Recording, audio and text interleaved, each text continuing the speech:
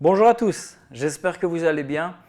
Je suis heureux de vous retrouver aujourd'hui pour ce temps de partage et même si on n'est pas encore réunis ensemble, le Seigneur est présent, le Seigneur nous unit par la même pensée, avec le même esprit et donc il faudra encore être un peu patient parce que nous avons espéré pouvoir nous retrouver mais c'est vrai que les conditions ne nous le permettent pas encore pour l'instant, donc prions pour cela. Les choses avancent dans le bon sens, donc il ne faut vraiment pas perdre courage. Ça avance petit à petit, donc prions que le Seigneur bénisse encore, qu'il fasse vraiment disparaître la maladie, qu'il puisse aussi permettre aux autorités de prendre aussi des décisions un peu plus cohérentes aussi. C'est vrai que ce n'est pas toujours très clair, mais en tout cas, le Seigneur est là, c'est le principal. Et on va encore, j'en suis certain, vivre un temps béni où sa parole va nous parler et nous interpeller. Alors on va sans plus tarder avoir un temps de louange avec Élodie et Flavio et que vraiment on puisse louer le Seigneur et lui laisser toute la place.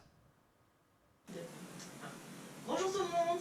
Bonjour, voilà, on est content encore de pouvoir louer le Seigneur ensemble, en famille, même si on ne vous voit pas. Vous êtes dans nos cœurs et en même temps on continue à penser à vous.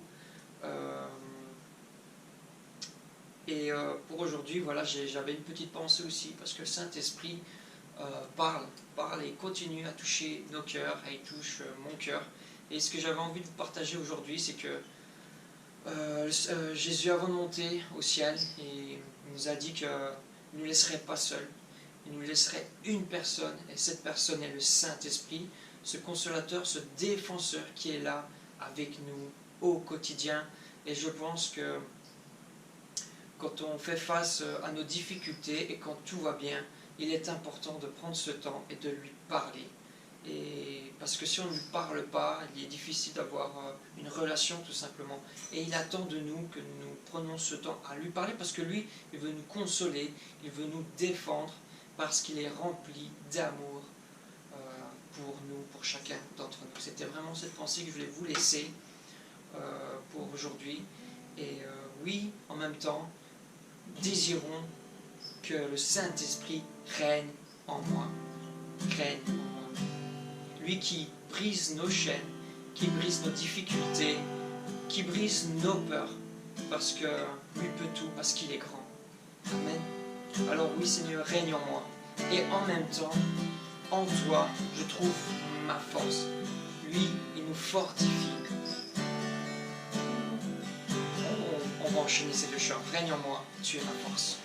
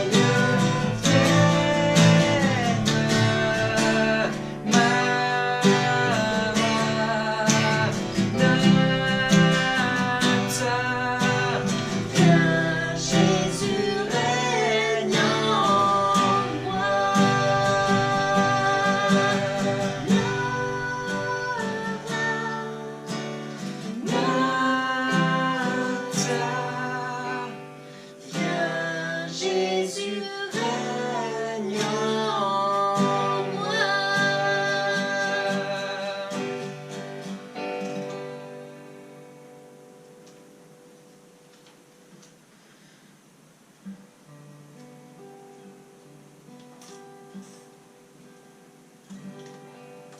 Tu es ma force,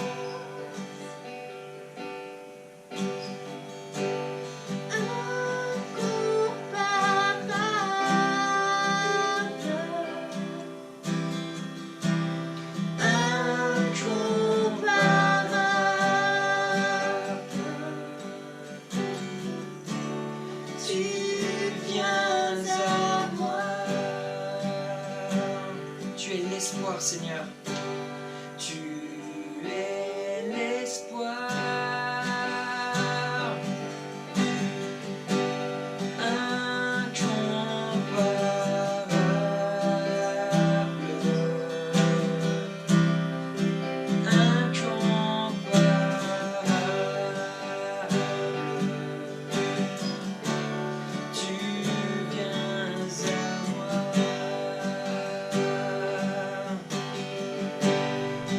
dans l'abondance de ta grâce, Par la puissance de ton nom, tu me relèves.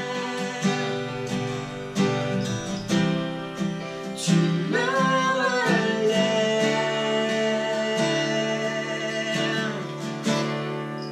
Amour divin,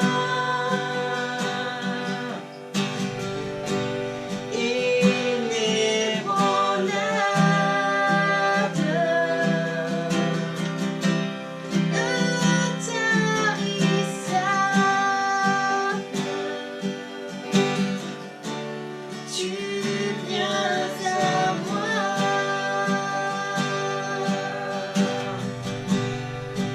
dans l'abondance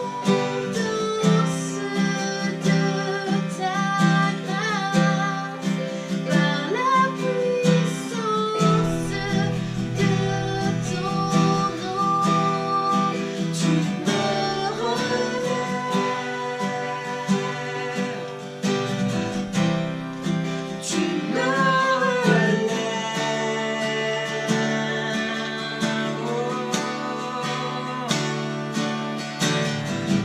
Ta bonté, Seigneur, s'élève jusqu'aux cieux.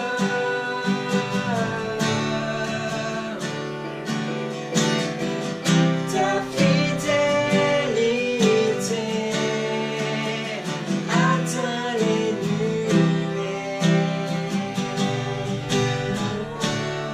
Ta bonté, Seigneur. Ta bonté, Seigneur, s'élève jusqu'aux cieux.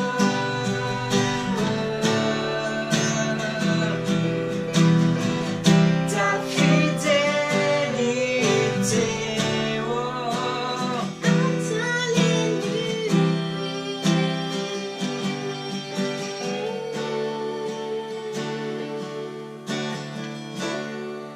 tu es ma force, incomparable.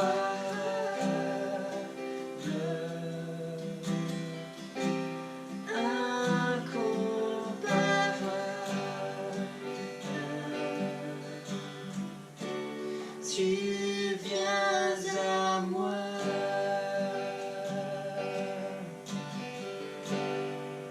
Tu es l'espoir, incomparable.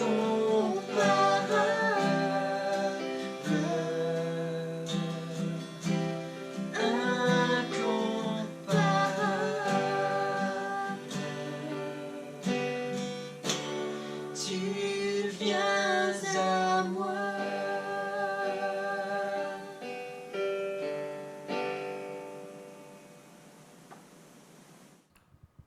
Amen. Le Seigneur est cette force et cet amour incomparable qui vient jusqu'à nous et qui transforme nos vies. Alors, j'aimerais prier avant d'aller plus loin. Merci Seigneur pour ces quelques chants qui nous rappellent encore cet amour que tu as pour nous, qui nous rappelle encore que tu es cet espoir, cette force incomparable qui nous permet d'avancer, qui nous permet de continuer à chaque moment, à chaque instant dans nos vies. Et vraiment, je te prie maintenant de nous éclairer encore, de nous guider, de parler à nos cœurs et que ta parole puisse encore nous guider dans tes voies, dans ta pensée. Aide-nous, Seigneur, à appréhender et à nous nourrir encore de cette parole si merveilleuse que tu nous as communiquée. Gloire à toi, Jésus. Merci pour tout. Sois loué, sois exalté, Seigneur. Amen. Amen. Gloire à Dieu. Je vais juste ici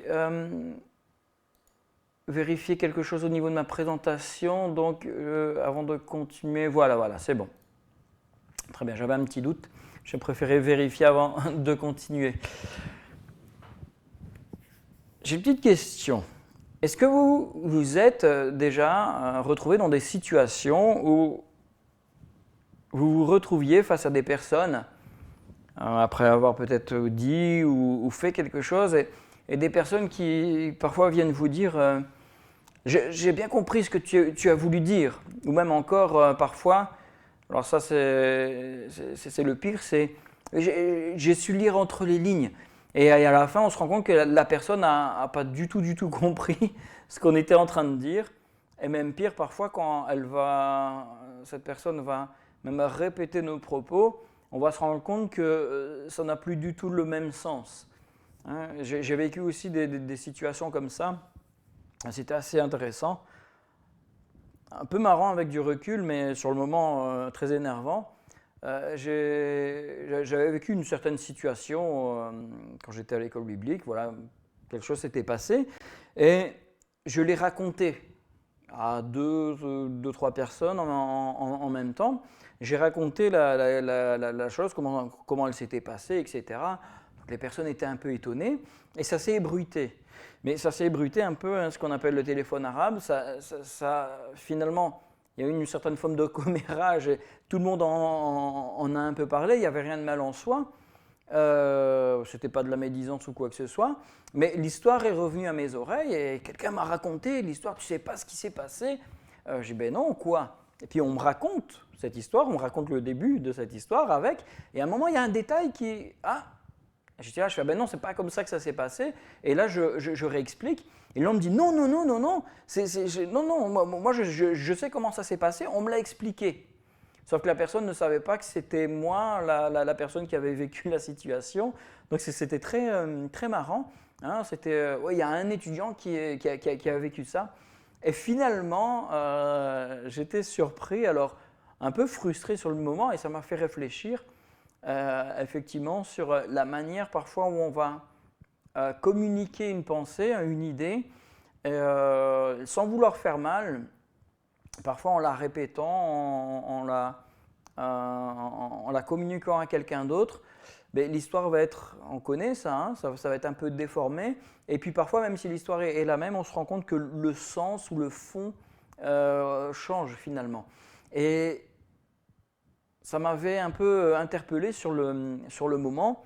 Mais c'est vrai que combien de fois est-ce qu'on ne fait pas la même chose avec la Bible, sans même s'en rendre compte, hein, ça a un peu un lien avec les derniers messages. Hein. J'essaie toujours d'avoir un fil conducteur qui nous permet, à partir des mêmes bases, d'aller encore plus loin sur d'autres notions.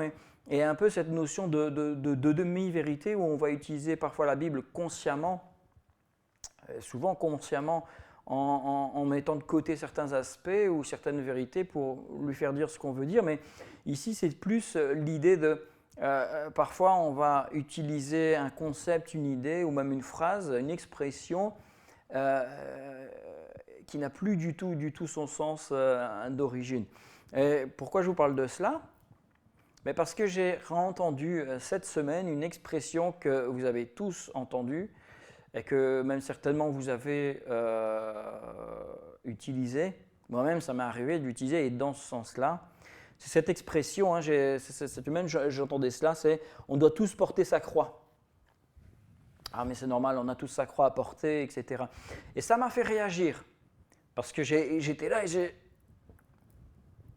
ça a travaillé à l'intérieur de moi, parce que j'entendais les propos et je me dis mais non, il y a quelque chose qui ne va pas. Il y a quelque chose qui ne va pas, parce que c'est une expression qu'on emploie beaucoup, sans forcément savoir que cette expression vient de la Bible. Il y a tellement de choses et d'expressions qui viennent de la Bible que l'on emploie et qui ont perdu totalement leur sens. Alors quand nous, on les réemploie au sein de l'Église ou même dans notre vie de tous les jours en tant que chrétien, eh bien, ces expressions perdent de leur valeur, perdent de leur poids, perdent vraiment ce sens premier. Alors, si vous cherchez un peu sur Internet, c'est ce que j'ai fait. Hein. J'ai cherché un petit peu sur des sites assez sérieux quand même.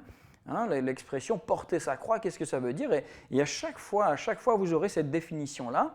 J'ai pris deux définitions d'ailleurs sur deux sites différents. Je ne vais pas nommer les sources directement, si ça vous intéresse, je peux vous les donner. Mais la première définition, c'est voilà, porter sa croix. Donc l'expression porter sa croix signifie endurer, supporter, avec une forme de résignation, les épreuves ou les moments difficiles de la vie qu'on ne peut ni prévoir, ni éviter.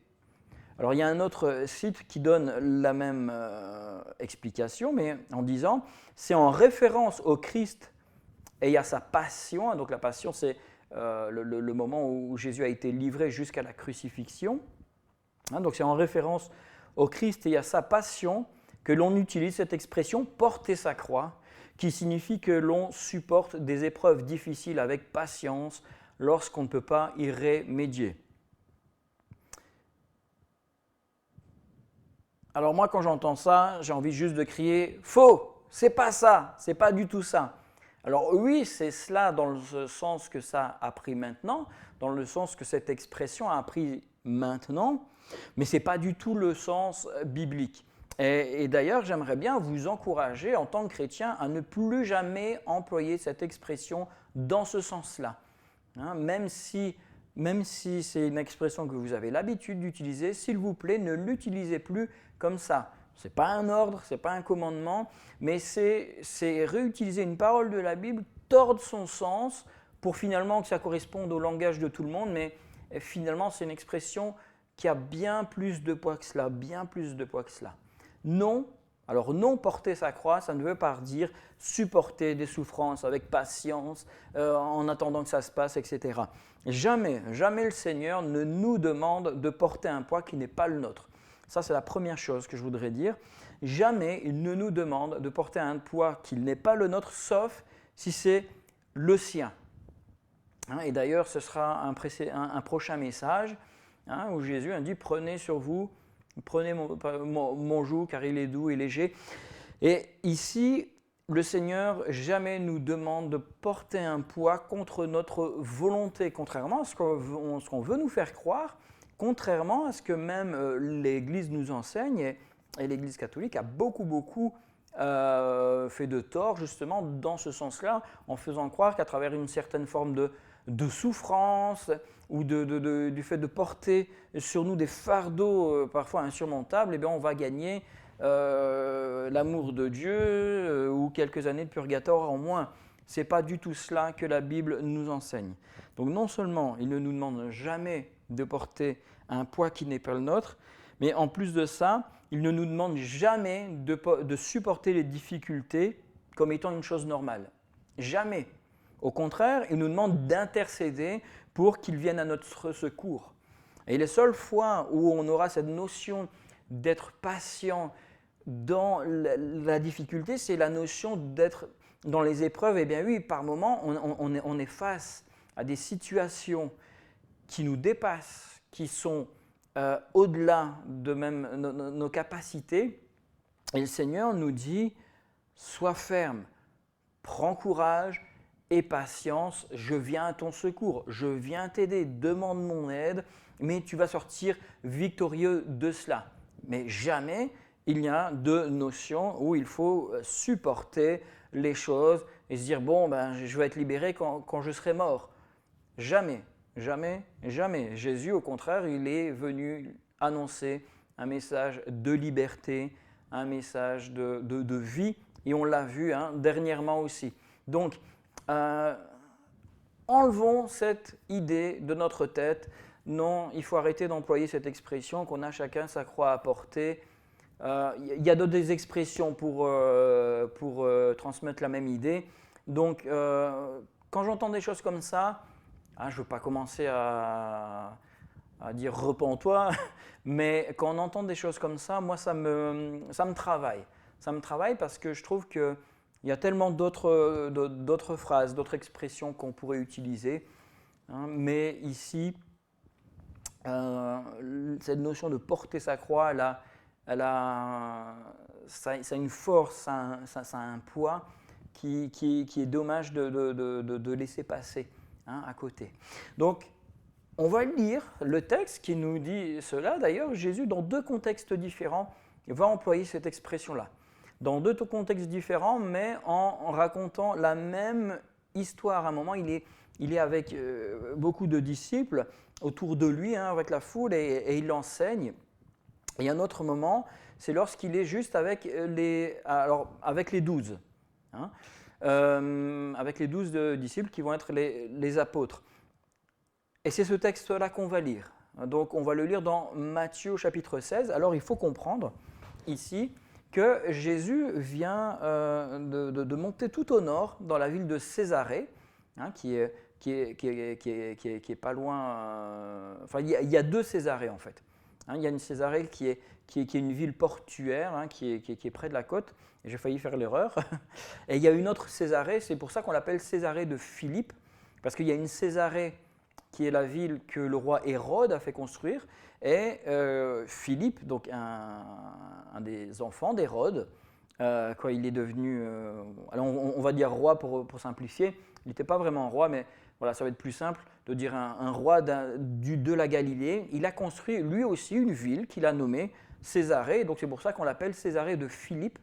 Donc si vous voyez Césarée de Philippe dans vos Bibles, c'est tout simplement parce que c'est le roi Philippe qui a fait construire cette ville, et elle est tout au nord. Donc ce ne sont pas les deux mêmes villes, elles ne sont pas à confondre, mais ça ne change pas grand-chose ici à notre texte, à notre enseignement, mais il faut comprendre que Jésus est là-bas et il parle avec ses disciples et il pose cette fameuse question « Qui dites-vous que je suis ?»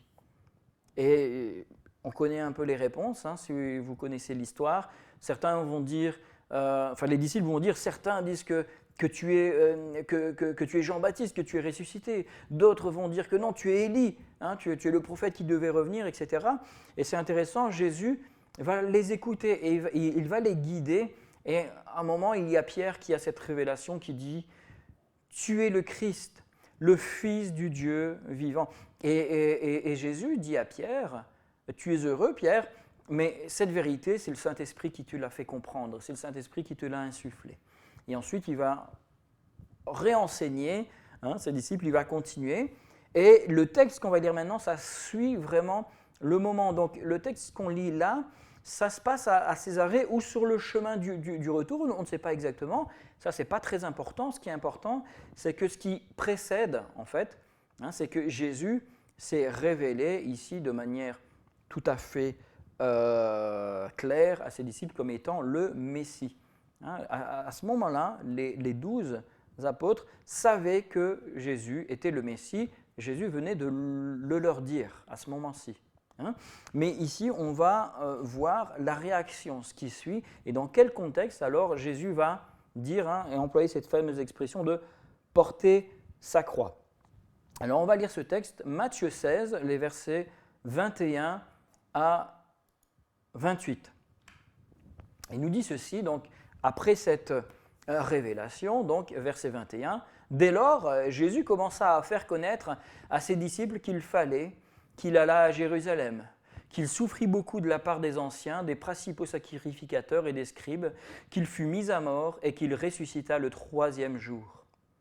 Et Pierre, l'ayant pris à part, se mit à le reprendre et dit « À Dieu ne plaise, Seigneur, cela ne t'arrivera pas. » Mais Jésus, se retournant, dit à Pierre, « Arrière de moi, Satan, tu mets un scandale, car tes pensées ne sont pas les pensées de Dieu, mais celles des hommes. » Alors Jésus dit à ses disciples, « Si quelqu'un veut venir après moi, qu'il renonce à lui-même, qu'il se charge de sa croix et qu'il me suive. Car celui qui voudra sauver sa vie la perdra, mais celui qui la perdra à cause de moi la trouvera. Et que servirait-il à un homme de gagner tout le monde s'il perdait son âme? Ou que donnerait un homme en échange de son âme? Car le Fils de l'homme doit venir dans la gloire de son Père avec ses anges. Et alors, il rendra à chacun selon ses œuvres. Je vous le dis en vérité, quelques-uns de ceux qui sont ici ne mourront point et qu'ils n'aient vu le Fils de l'homme venir dans son règne. » Alors, pardonnez-moi, ici c'est intéressant, on a un texte qui s'articule autour de 3 axes.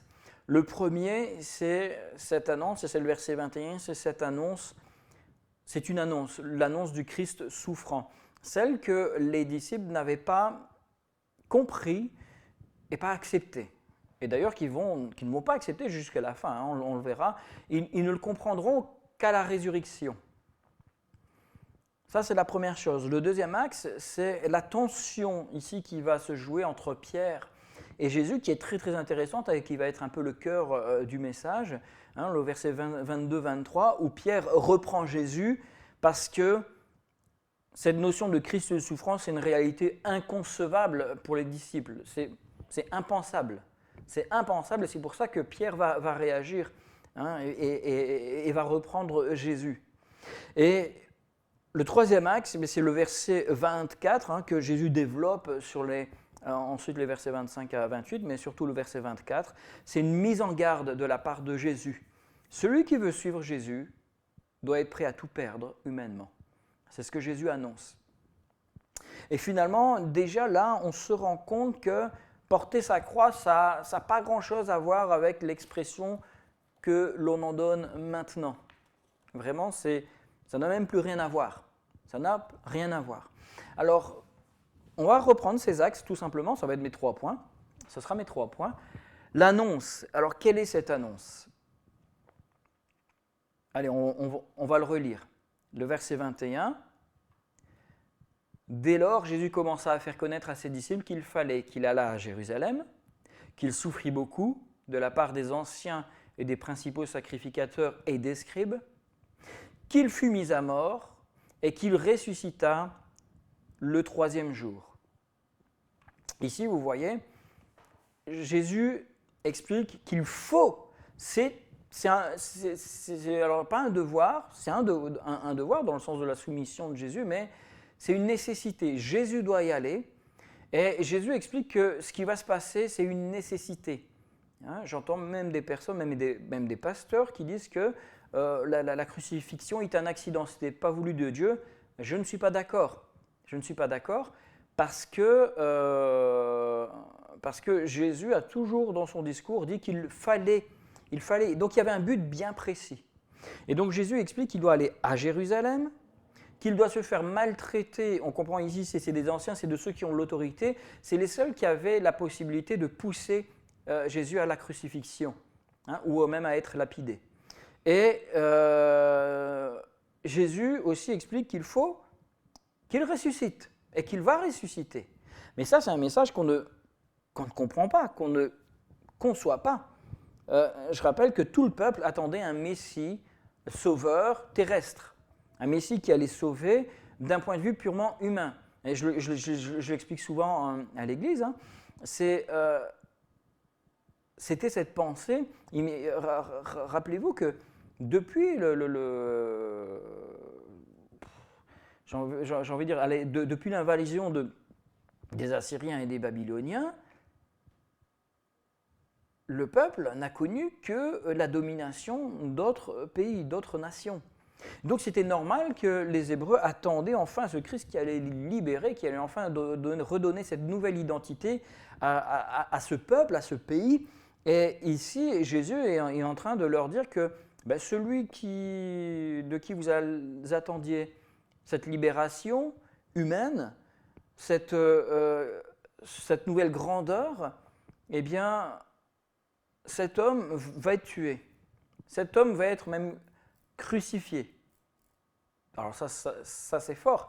Imaginez, c'est inconcevable pour un juif d'imaginer que son Messie, en fait, va venir pour être mis à mort. Ça n'a pas de sens. Ça n'a pas de sens.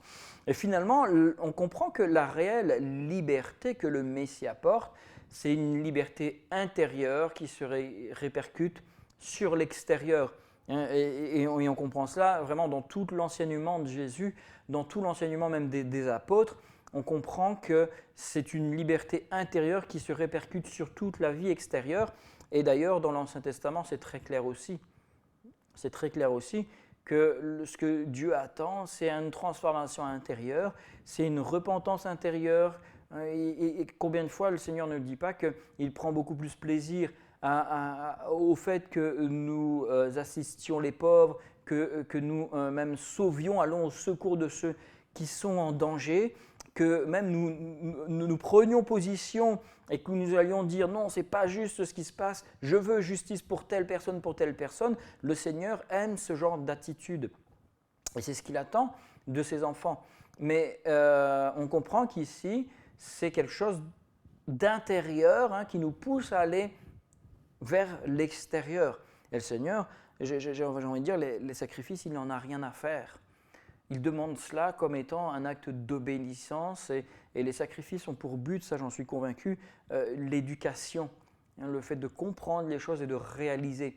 Moi je dis souvent, quand les Hébreux péchaient et devaient aller sacrifier un animal, j'essaie de me mettre à la place de celui qui est là, qui doit le faire, et même à la place du Lévite, et qui finalement se rend compte que son péché coûte la vie d'un être.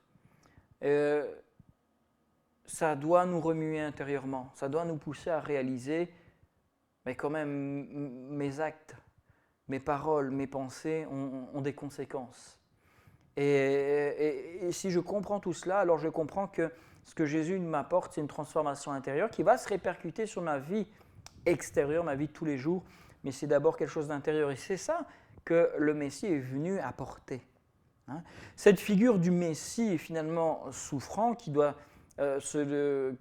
passer par la souffrance, par la mort, elle est refusée par la grande majorité de l'époque et même par les disciples, on le comprend. Les disciples suivent Jésus parce qu'ils sont convaincus par le message de Jésus, ils sont convaincus à un moment même de ce côté divin chez Jésus, mais ils ne l'ont pas compris totalement, ils ne l'ont pas cerné totalement.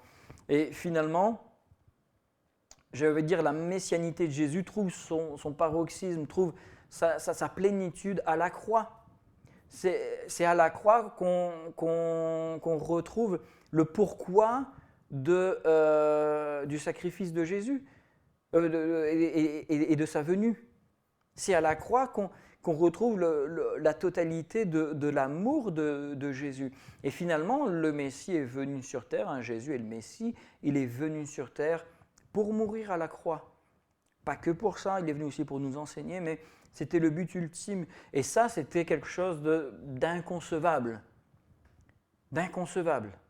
Et je peux comprendre, je peux tout à fait comprendre les disciples à qui on dit « Je suis venu vous sauver et je vais mourir ». Mais non, c'est pas possible. C'est pas une jolie fin, ça. Dans tous les films de Walt Disney, c'est le gentil qui gagne à la fin et les méchants qui meurent. Mais non, on n'est pas dans un film de Walt Disney. On est dans la vie réelle où le bon, celui qui fait le bien, n'est pas apprécié à sa juste valeur. Où celui qui a créé le monde n'est pas accepté alors que tout le monde est redevable envers Dieu. Et pourtant, ce Dieu n'est pas accepté. Ce Dieu n'est plus accepté, ce Dieu est rejeté. Alors que nous sommes tous redevables de ce Dieu, de ce Seigneur merveilleux. Et Jésus est venu sur terre pour aller jusqu'à la croix. Et ça, c'est quelque chose de merveilleux. Merveilleux pour nous quand on le comprend avec du recul, mais tellement au-delà de nos pensées, au-delà de nos conceptions.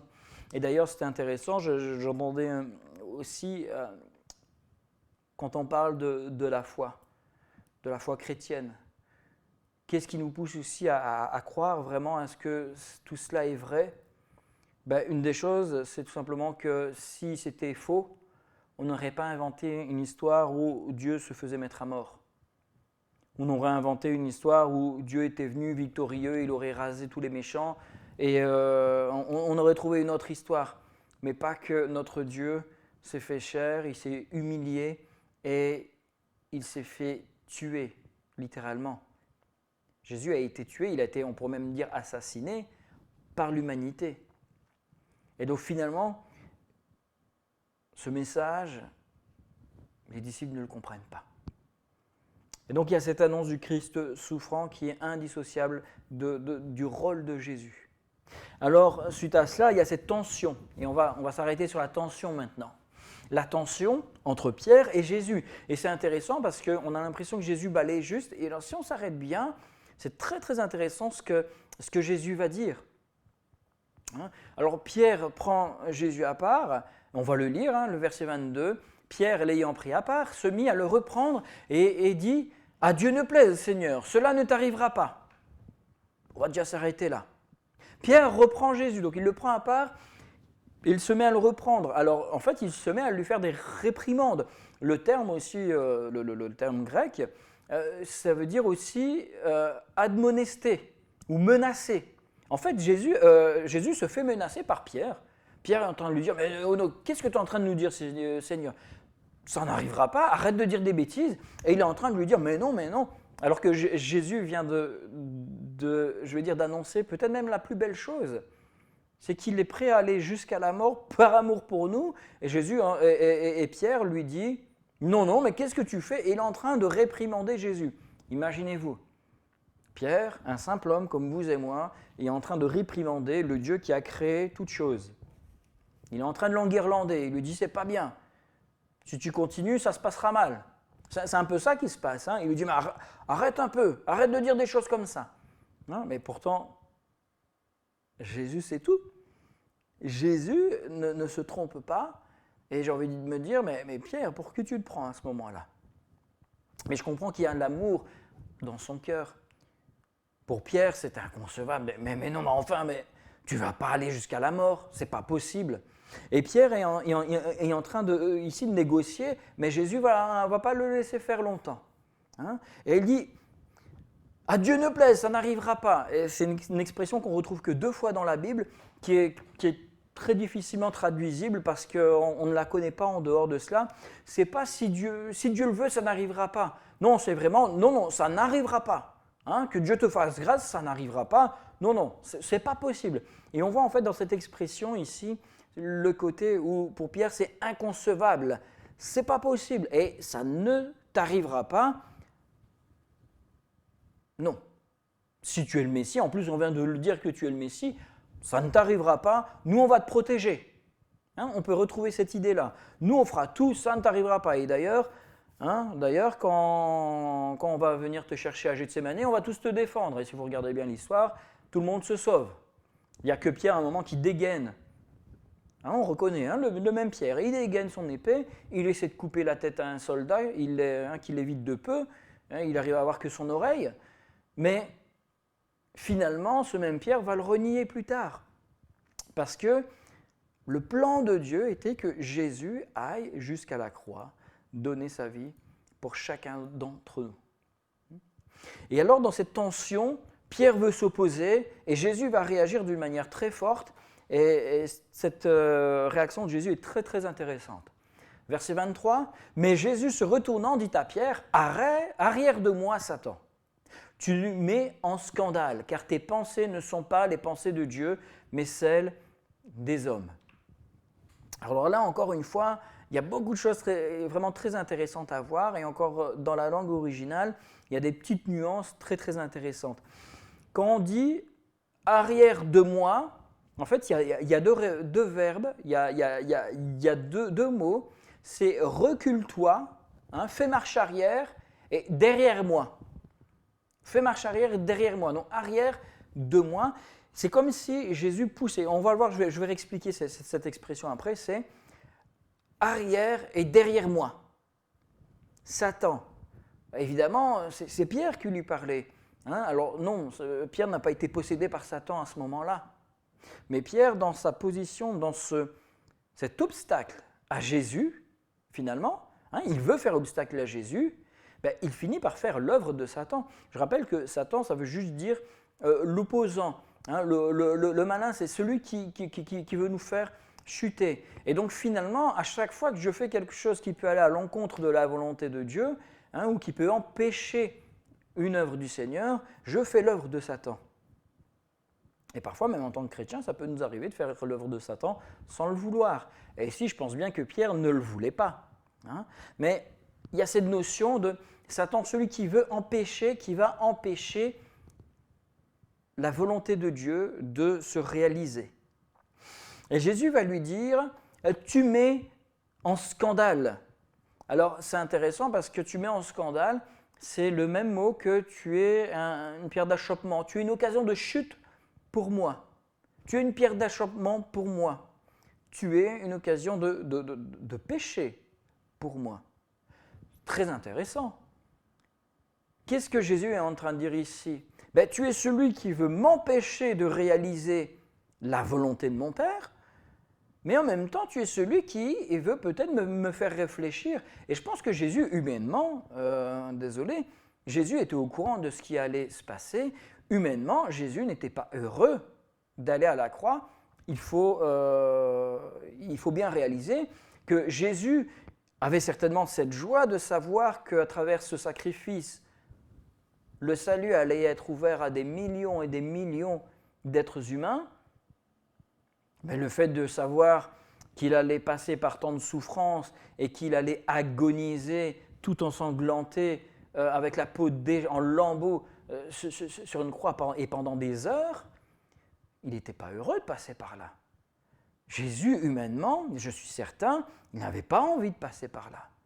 Il avait peur de ce qui lui attendait. Et dans cette chose, non, ça ne t'arrivera pas, finalement, Jésus trouvait une certaine forme, il aurait pu trouver une certaine forme de réconfort et aussi une forme de prétexte pour finalement ne pas arriver jusqu'au bout. Et c'est très intéressant, et quand on voit la réaction de Jésus, voilà l'œuvre de Satan, même de manière inconsciente, même si ce n'est pas Satan directement, mais ce serait la volonté de Satan finalement qui se réaliserait si Jésus ne serait pas allé jusqu'à la croix. Et finalement, moi quand je vois cela aussi, j'ai cette impression de revoir un peu ce que Satan a fait dans le désert avec Jésus. Si tu es le Fils de Dieu, transforme ces pierres en pain. Si tu es le Fils de Dieu, saute. Si tu es le Fils de Dieu. Et là, ici, je vous rappelle, Pierre vient de dire, tu es le Fils de Dieu. Et alors là, ici, il fait, non, ça n'arrivera pas. Si tu es le Fils de Dieu, ça ne pourrait pas t'arriver. Ce n'est pas possible. Et ici, je me demande si ce n'est pas une énième tentation encore de la part de Satan. Il essaye encore une fois, hein, à travers Pierre, il essayait encore une fois. Après sa défaite au désert, allez, on va peut-être essayer maintenant à travers un ami de Jésus. Ça marchera peut-être mieux. Et Jésus lui dit, arrière de moi. Et vraiment, l'idée ici, c'est comme si Jésus poussait le diable, il le poussait derrière lui. Toi, dégage. Et je te pousse, je te fais reculer, je te fais passer derrière moi. Laisse-moi le passage. C'est vraiment cette notion-là qu'il y a dans cette phrase-là. Et moi, j'avance, mais dégage de là. Je continue mon chemin, je continue le travail pour lequel je suis venu sur terre. Et Jésus lui dit, tes pensées ne sont pas les pensées de Dieu.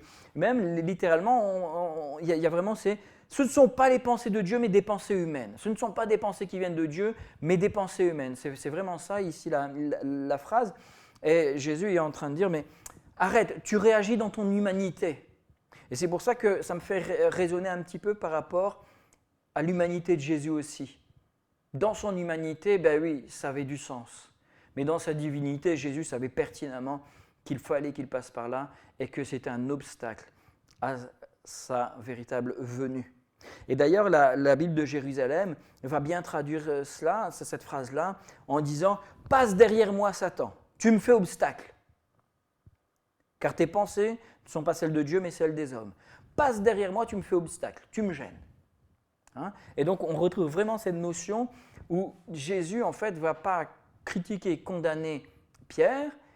Il va, en fait, Jésus, ici, moi, je revois une tentation, et Jésus va balayer cette tentation. Il va là. Et il est en train de dire à ses disciples, et on le voit après, dans les textes suivants, on va relire le verset 24, on voit que Jésus est en train de dire, il faut arrêter de réfléchir de manière humaine. Si vous réfléchissez de manière humaine, vous allez tout perdre. Mais réfléchissez de manière spirituelle, avec vos yeux spirituels, et alors vous allez tout comprendre. Et donc le Seigneur nous encourage à balayer ces pensées humaines, les faire passer derrière nous pour qu'on puisse continuer notre chemin. Et là, encore une fois, Jésus n'étant pas en train d'accuser ou d'écraser Pierre, mais il voyait juste cette tentation humaine, et lui, il l'a balayée comme cela, et il nous encourage à faire la même chose. Il nous l'encourage comment ? Au verset 24, avec cette mise en garde, et on va la lire, le verset 24, c'est mon dernier point. Alors Jésus dit à ses disciples, si quelqu'un veut venir après moi, qu'il renonce à lui-même, qu'il se charge de sa croix et qu'il me suive. Je vais m'arrêter sur ce verset-là, parce que les autres versets en fait expliquent un peu, et Jésus, je vais vite les résumer, et il nous dit, mais à quoi ça sert de tout gagner si finalement vous perdiez votre âme ? Et si votre âme est perdue, comment vous la rachèteriez ? Le seul moyen, c'est de passer par ce salut que je vous offre. Le seul moyen de racheter votre âme, ce n'est pas vous, mais c'est moi qui la rachète. C'est moi qui donne ma vie pour que vous puissiez avoir la vie. C'est un peu cela. Et Jésus promet après de revenir et de rendre selon les actes à chacun. Et il dit cette belle phrase, verset 28, « Je vous le dis en vérité, quelques-uns de ceux qui sont ici ne mourront point qu'ils n'aient vu le Fils de l'homme venir dans son règne. » C'est une phrase qui a engendré beaucoup de réflexions, d'interprétations. Moi, je pense que la meilleure interprétation de cette phrase-là, c'est que la plupart d'entre eux ont accepté Jésus, ont accepté son message et ont reçu le Saint-Esprit le jour de la Pentecôte. Et Jésus d'une certaine manière, il est revenu le jour de la Pentecôte, c'est son esprit qui est revenu. Mais on sait qu'il va revenir physiquement. Ça y est, nous le dit, nous le promet et on l'attend encore. Mais ce n'est pas encore le cas. Mais il est revenu dans toute sa gloire à la Pentecôte. C'est impressionnant de voir comment le Saint-Esprit nous fait vivre la puissance et la présence de Christ en nous. Et finalement, Jésus nous encourage ici, et on va le lire, on l'a lu, mais on va le revoir. Il nous encourage à le suivre, à marcher dans ses pas et à aller jusqu'au bout et à partager plus tard la même gloire avec lui. Ça, c'est merveilleux. Et donc, revenons sur cette expression. Si quelqu'un veut venir après moi, qu'il renonce à lui-même et qu'il se charge de sa croix et qu'il me suive. On peut faire référence aussi à Luc 14, 25 à 35, qu'on ne va pas lire, où Jésus dit lequel d'entre vous, s'il veut bâtir une tour, ne s'assied pas d'abord pour calculer le coût. Et Jésus est en train de nous dire, mais si vous voulez vous engager dans quelque chose, réfléchissez à ce que ça va vous coûter. J'ai prêché cela à l'église il y a quelque temps, il y a peut-être 1 an à peu près. Et ce que Jésus est en train de nous dire, c'est réfléchissez avant de vous engager parce que ça coûte. Ça coûte. Me suivre, ça coûte. Ça coûte quelque chose. Et dans ce même texte, il dit aussi, si quelqu'un veut me suivre, qu'il prenne sa croix. Presque la même phrase. Et donc finalement, suivre Christ, ça nous coûte quelque chose. Le salut est gratuit, mais ça nous coûte quand même quelque chose. C'est l'obéissance et le renoncement à soi. Le renoncement à soi passe par l'obéissance en fait. Donc si finalement ça me coûte l'obéissance, le renoncement à moi-même suit. Et finalement, lorsque Jésus nous parle de la croix, il nous parle de mourir à nous-mêmes, il nous parle de renoncer à nous-mêmes. Il ne nous parle pas de porter un fardeau, porter ce poids de la croix. C'est pas du tout cela. C'est pas du tout cela. Ce que Jésus nous montre à travers cela, c'est que si on veut le suivre, on doit nous-mêmes nous charger de notre croix. Ce n'est pas quelque chose qu'on nous impose, c'est nous-mêmes, on décide de prendre cette croix. Je vous rappelle, Jésus, lorsqu'il a été crucifié, et on lui a mis ce poids, mais il a marché jusqu'à la croix, jusqu'à Golgotha, en portant cette croix. Et Jésus nous dit, si vous voulez me suivre, vous devez prendre cette croix avec vous. Vous devez la porter sur votre dos. Mais ce n'est pas quelque chose qu'on vient nous poser, nous imposer. C'est quelque chose que l'on choisit soi-même. C'est quelque chose que l'on prend avec joie, avec envie personnelle. Et ici, il y a vraiment cette notion de renoncement à soi. Lorsqu'on parle de la croix, à l'époque de Jésus, c'est très fort. Il n'y a pas de notion de salut ou quoi. À ce moment-là, tout ce qu'on connaissait de la croix, c'était que la croix, c'est un châtiment étranger, infligé par les étrangers. C'est un châtiment qui nous est donné lorsque nous étions des esclaves, des brigands, les plus grands brigands, des gens mauvais. Vraiment, c'est cela, c'est ceux qui organisaient des coups d'État, etc. Tous ces gens-là étaient crucifiés, et donc on va dire que c'était les plus mauvais, et l'idée de la croix, c'est vraiment le châtiment le plus horrible à l'époque. Il y avait plusieurs manières de crucifier. En fait, à la base, on attachait seulement, pas forcément avec des clous, mais on attachait avec des cordes sur la croix, et on laissait la personne mourir, agoniser. Et donc, vous imaginez, la personne mourait de soif, mourait de faim, et quand ce n'était pas suffisant, on allait leur casser les jambes pour finir par mourir d'asphyxie. Mais les bourreaux avaient libre cours à tout ce qu'ils voulaient, et donc ils avaient le droit de perpétrer toutes les violences qu'ils voulaient sur le condamné, puisqu'il était de toute manière condamné à mort. Donc ils avaient le droit de le flageller, ils avaient le droit de le torturer, mais il fallait que la personne soit vivante en arrivant sur la croix. Et pour infliger encore plus de douleur, ils avaient le droit de le clouer, ils avaient le droit de faire tout ce qu'ils voulaient. Je vais même... voilà, non, voilà, le but c'est pas de choquer, mais imaginez tout ce qu'on peut infliger à un être humain, eh bien, on le faisait dans ces cas-là. Et donc Jésus est passé par tout cela et il a été crucifié. Les textes lui-même disent qu'il a été crucifié avec les clous. Donc Jésus est passé par toutes ces choses-là. Et lorsque Jésus nous dit, si tu veux me suivre, tu dois prendre ta croix, ça veut dire que tu dois accepter de passer par tout ça. Et pourquoi Jésus est passé par tout ça? Parce que son message était rejeté, parce que Jésus n'a pas été compris, parce que Jésus ne correspondait pas au type que l'on attendait du Christ. Jésus était condamné parce qu'il n'était pas celui que les gens attendaient. Et Jésus est en train de nous dire, si tu veux me suivre, tu dois être prêt à être condamné parce que tu n'es pas celui que les gens attendent de toi. Tu dois être prêt à souffrir parce que le chemin de vie avec Christ, il est semé d'embûches, pas des embûches que Dieu te donne, mais des embûches comme le diable veut en mettre devant nous, comme ici Pierre a été devant Jésus. C'est cette souffrance intérieure de vouloir dire « Ah, ce serait tellement facile de me laisser aller et d'accepter, mais non, arrière de moi ». Souffrir la croix parce que la vie chrétienne, ce n'est pas une vie facile tous les jours. Ce n'est pas une vie facile tous les jours. Merci Seigneur, pour nous c'est très facile.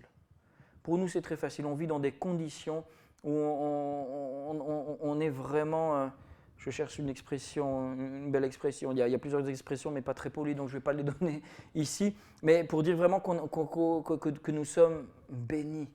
Bénis. On vit dans un monde où on est vraiment bénis de Dieu. Alors profitons de cela.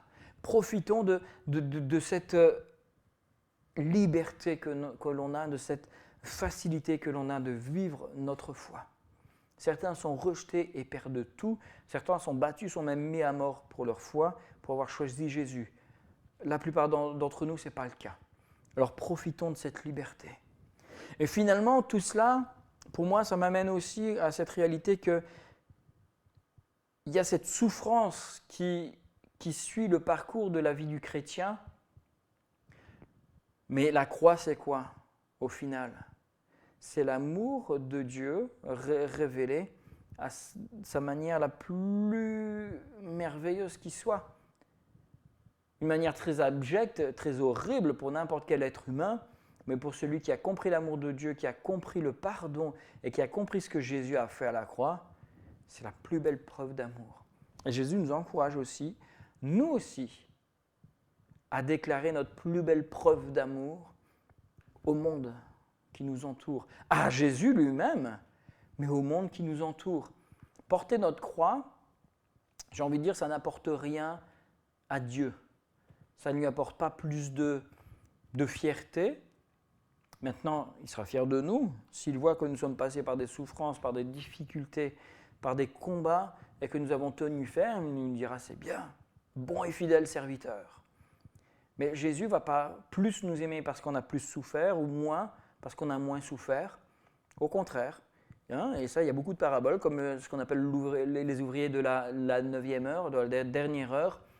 C'est pas la 9e heure, je ne crois pas, c'est la dernière heure, où il dit, même ceux qui vont arriver à la dernière minute, qui n'auront pas travaillé beaucoup, ils seront récompensés de la même manière, parce que nous aurons tous accès au même salut, au même paradis. Nous aurons tous accès à la présence de Dieu, parce que de toute manière, tout n'est que grâce. Mais nous avons un devoir, nous qui en avons accepté, nous qui avons bénéficié déjà de cet amour, de cette grâce de Dieu en nous, acceptons de prendre cette croix par moment et de dire, ok, je sais que là, ici, je vais m'engager dans quelque chose, ça ne va pas me faire plaisir, ça va m'attirer peut-être des problèmes, des ennuis, je prends cette croix parce que j'ai envie de dégager l'amour, j'ai envie de parler de Jésus, j'ai envie de partager et j'accepte de prendre cette croix et d'avancer. Mais ce n'est pas un fardeau que je traîne, et au contraire, c'est la joie de parler de Dieu autour de nous, la joie d'avoir amené des âmes à Christ, c'est merveilleux.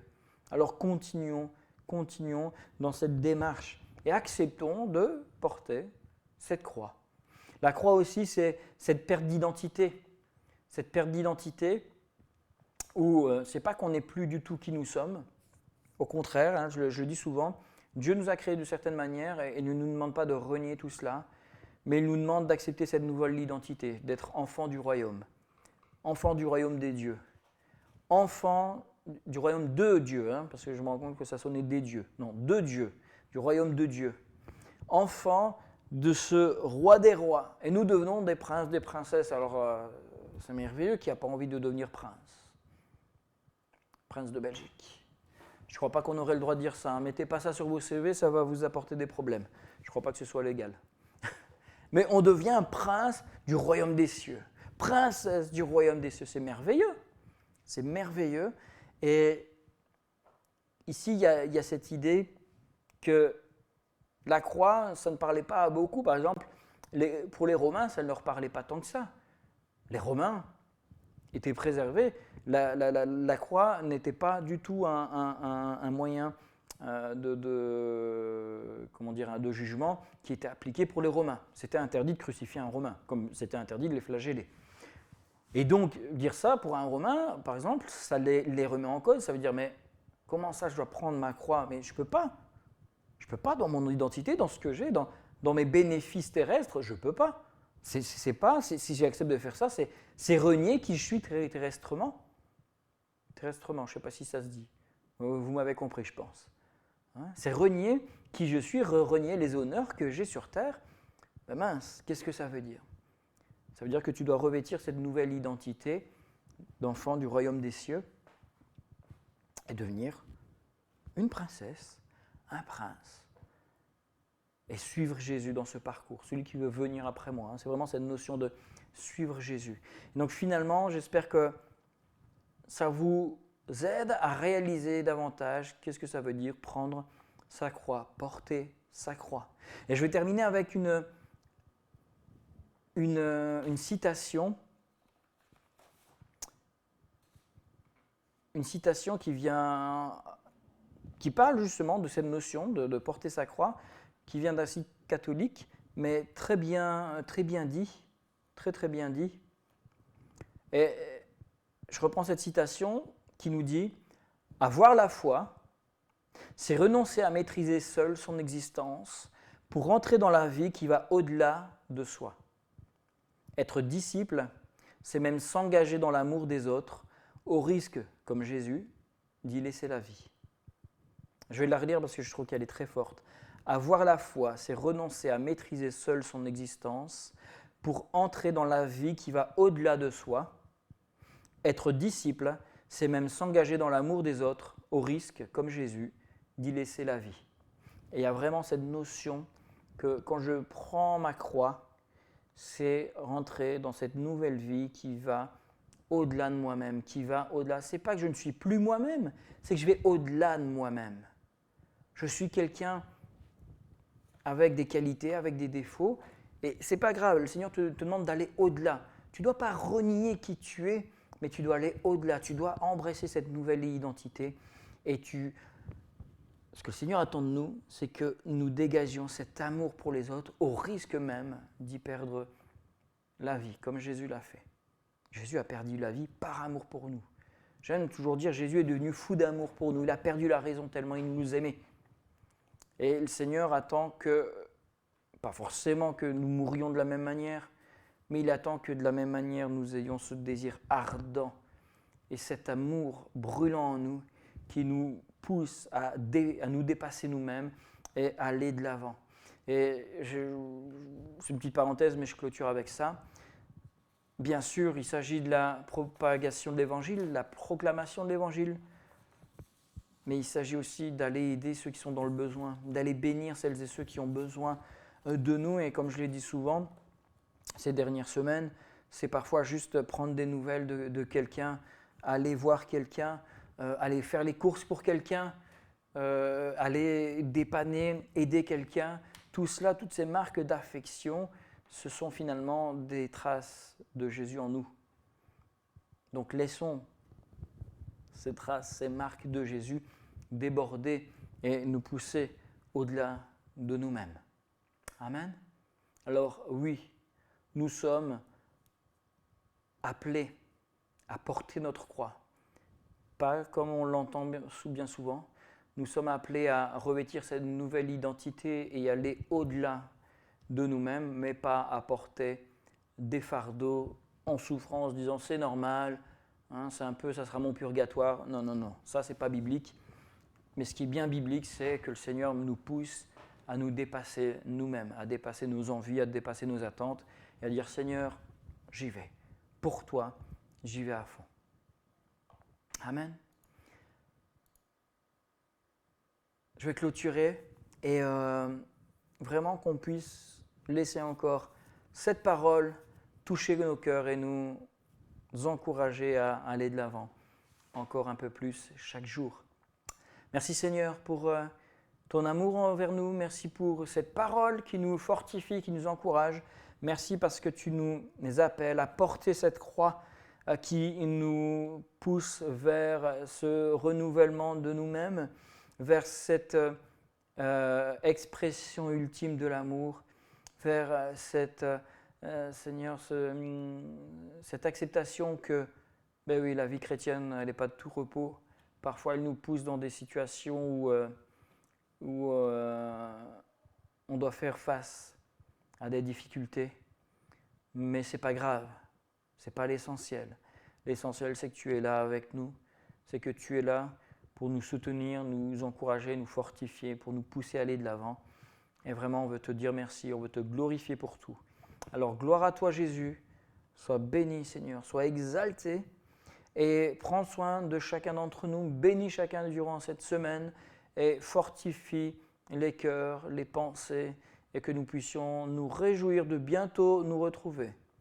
Gloire à toi Seigneur, dans le nom de Jésus-Christ. Amen. Amen. Voilà, on va terminer avec un chant, ce chant qui nous dit « Je m'abandonne ». Et je vous tiendrai au courant au fur et à mesure lorsqu'on aura des nouvelles concernant nos rassemblements. Pour ceux qui ne l'ont peut-être pas entendu ou vu, on est limité en termes de place à cause des directives. On peut vraiment accueillir trop peu de monde, et donc à peu près 11 personnes. Et les nouvelles consignes ne nous permettent pas non plus d'accueillir les gens de plus de 60 ans ou les gens malades, on va dire, qui ont des conditions physiques, des cas à risque tout simplement. Donc voilà, ça, en plus une interdiction de chanter pour ne pas propager les microbes. Voilà, tout ça, ce sont des conditions qu'on comprend, mais qui ne nous aident vraiment pas dans notre manière de vivre l'Église comme on a l'habitude. Donc, pour l'instant, on continue comme on fait, encore quelques semaines, on voit comment ça se passe et on va réadapter en fonction d'ici l'été, d'ici le mois de juillet. On va voir comment faire, mais soyons sages, hein, prenons soin encore une fois de nous-mêmes, prenons soin des autres. Et si jamais vous avez envie, à cœur, que je passe vous faire une visite prochainement, n'hésitez pas. Dites-le moi, envoyez-moi un petit message, même s'il y a éventuellement même des personnes, pourquoi pas, hein, des personnes qui suivent même les messages, qui ne font même pas partie de notre Église, et vous aurez à cœur d'avoir un entretien personnel ou par téléphone, ou même voilà, une visite aussi, pourquoi pas. Mais laissez un petit message en commentaire, hein, juste merci de me contacter ou quelque chose comme ça. Et je vais mettre l'adresse mail en fait. Je mettrai l'adresse mail dans les commentaires de la vidéo aussi. Comme ça, vous aurez l'adresse mail de notre Église. Voilà. Je vous souhaite une très bonne semaine. Soyez vraiment bénis, soyez fortifiés et que le Seigneur vous garde. Et on se quitte sur ce chant. À bientôt.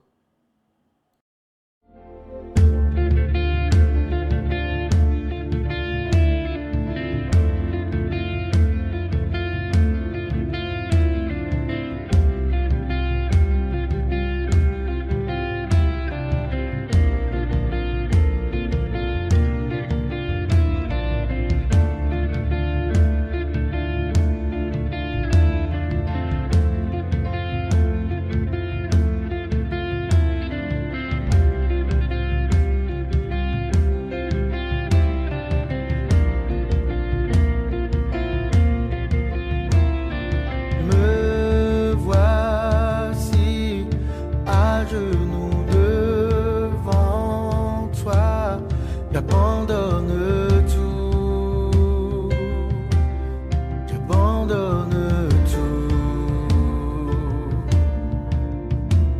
Mon seul désir, alors que tu m'attires, c'est d'être avec toi.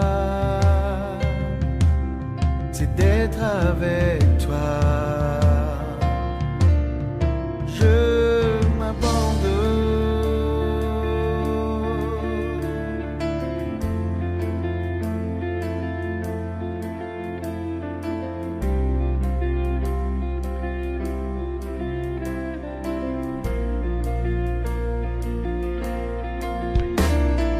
Par ta grâce, viens inonder mon âme. J'ai besoin de toi. J'ai besoin de